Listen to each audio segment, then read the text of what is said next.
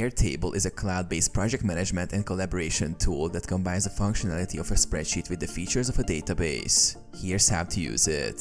Sign up and create a workspace. First, sign up for an Airtable account and create a new workspace. This is where you can organize all your projects and teams. Create a base. A base in Airtable is like a database. You can create a new base from scratch or use a template. Bases are made up of tables, each representing a specific set of data.